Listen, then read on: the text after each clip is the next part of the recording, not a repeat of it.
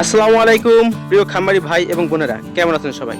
নিশ্চয়ই ভিডিওর থাম্বনেল থেকে বুঝে গেছেন আজকে আমরা কি নিয়ে আলোচনা করব। একদিকে পুকুরে ছেড়ে রাখা হাঁস, অন্যদিকে গড়াই খামারে পালিত হাঁস। কিন্তু প্রশ্ন হলো কোন পদ্ধতিতে লাভ বেশি? আপনি যদি হাঁস পালন করে লাভ করতে চান তাহলে আজকের এই ভিডিও আপনার জন্য। সঠিক পদ্ধতি না জানার কারণে অনেক খামারে লোকসান গুনছে। কেউ বলেন পুকুরে ছাড়া ভালো, আর কেউ বলেন খামারেই নিরাপদ। আজ আমরা সবকিছু তুলনা করে জানাবো কোনটা আসলে আপনার জন্য উপযুক্ত। খামারে হাঁস পালনে প্রথমেই লাগে জায়গা, খাঁচা, খাবার ও পরিষ্কার পরিচ্ছন্নতা। খরচ একটু বেশি, তবে নিয়ন্ত্রণ বেশি। অন্যদিকে পুকুরে ছেড়ে দিলে প্রাকৃতিক খাবার খায়, খরচ কম, কিন্তু নজরদারি কম হলে সমস্যা বাড়ে। জলবায়ু, পানি ও স্থান তিনটি এখানে বড় ভূমিকা রাখে।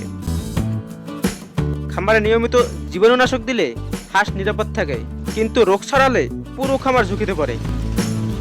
পুকুরে হাঁস তুলনামূলক সুস্থ থাকে কারণ খোলা পরিবেশ, তবে শত্রু প্রাণী বা চোরের ভয় বেশি। তাই সুরক্ষা ও সতর্কতা দুটোই গুরুত্বপূর্ণ। খামারে নিয়ন্ত্রিত খাবার ও আলো থাকায় হাঁস নিয়মিত ডিম দেয়। পুকুরের দুর্দর্শ হাঁসগুলো খাবার ভিন্নতা পায় বলে কখনো বেশি কখনো কম ডিম দেয়। মাংসের ক্ষেত্রে খামারের হাঁস বেশি মোটা হলেও পুকুরের হাঁস বেশি সুস্বাদু বলে অনেকে দাবি করে। খামারে হাঁসের উৎপাদন ও মান নিয়ন্ত্রণযোগ্য, তাই বাজারে ভালো দামে বিক্রি সম্ভব।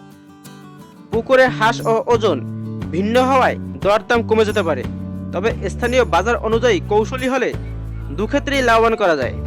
আপনার কাছে যদি নিজস্ব পুকুর থাকে আর নিয়মিত খোঁজ নিতে পারেন, তবে পুকুরে হাঁস পালনই লাভজনক।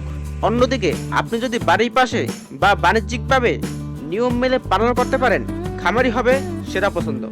হাঁস পালন লাভজনক হতেই পারে যদি পদ্ধতি হয় ঠিকঠাক। আপনি কোন পদ্ধতিতে হাঁস পালন করছেন নিচে কমেন্ট করে জানাবেন। আর ভিডিওটি যদি ভালো লেগে থাকে অবশ্যই একটি লাইক দিয়ে যাবেন। ধন্যবাদ সবাইকে।